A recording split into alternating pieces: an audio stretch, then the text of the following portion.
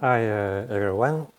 So little video with the title Suffering is a illusion. Yes, but suffering is illusion. But I say it each time, but I repeat it when I make this kind of video. It's not like a guru who want to transmit a big wisdom. No, it's just a reflection to put some light on an aspect of the human being, aspect of life, and just to bring something in movement, hoping it will bring something in movement in you, and nothing more than that. It would be already nice. So, suffering.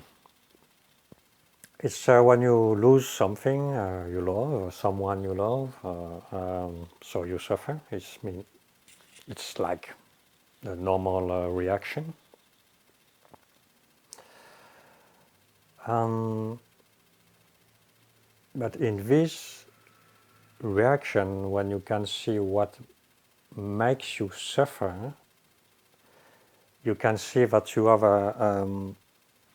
this suffering is actually a construction of the mind. So I go quite quick, but it's actually the perception when you are in the suffering that it's a layer of you which is suffering, but another layer which is deeper than that do not suffer. So in when you see that, you can say with carefully say suffering is an illusion. You see that what creates your illusion is that what you're going through, you compare what you're going through with what you think you should go through, what you compare what you're experiencing with what you think you should experience, and this comparison makes the suffering. I lose someone, such I lose any all the moments I share with this person, and for example. But when I'm actually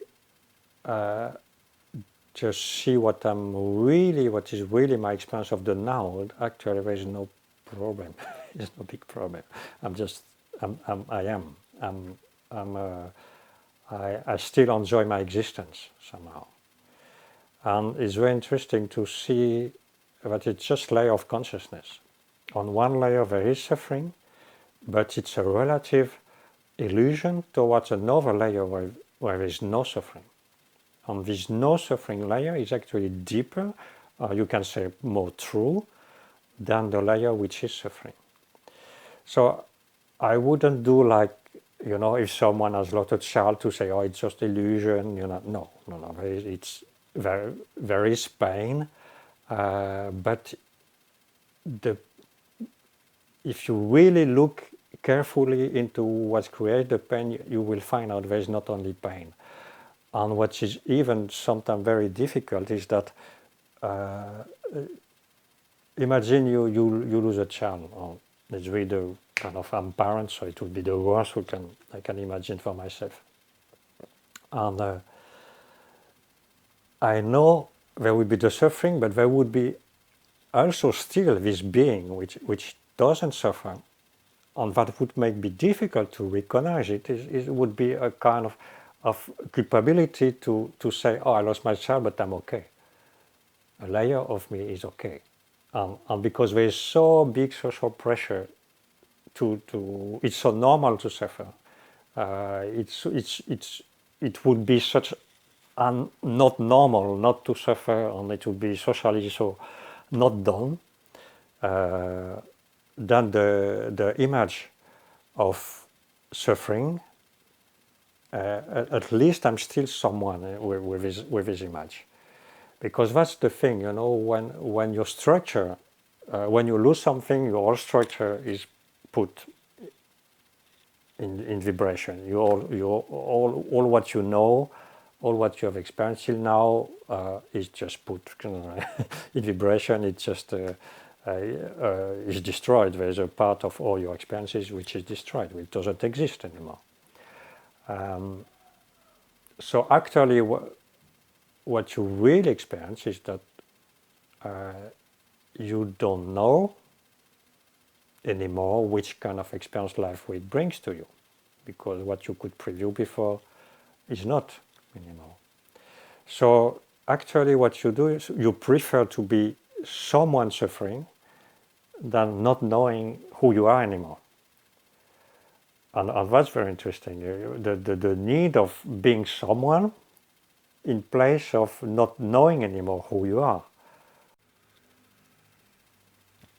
If in this not knowing who you are, I was saying, if you accept it, then you go back to the actual experience of the now.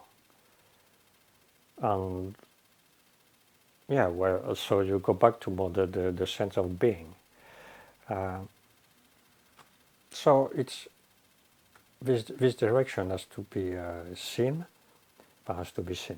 I just wanted to bring that the kind of paradox, because if you believe you're only the one who are suffering, you believe you have to transform your suffering, and that's what I did all my life, believing, okay, I'm suffering, so I have to work on it, you have to make a therapy, you have to transform it, to reach something, no suffering. But doing that, you create more suffering. And you just make it turn, you just need the suffering to be the one working the suffering. Then you have kind of identity. But none of that can work, because because it's not real, because the part not suffering is already there. There's no transformation to do.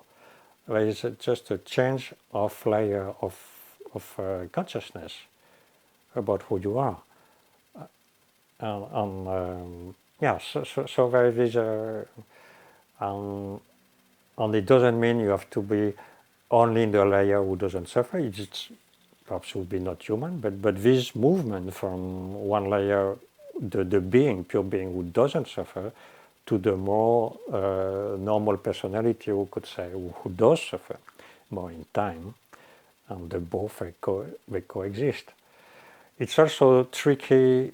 It's not about putting away the suffering, pushing it away. It's not about that.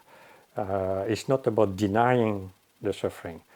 It's because denying the suffering is again in the psychic level. You stay in the psychic level, and so part of the psyche is like denial. Another part, it's conflict. You can say it's conflict.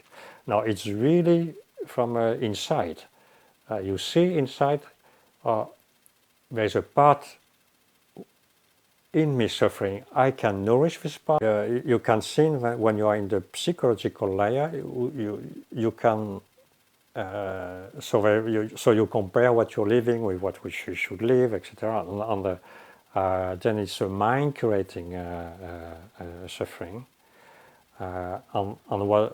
When you see you doing that, you can of course choose them to do it less.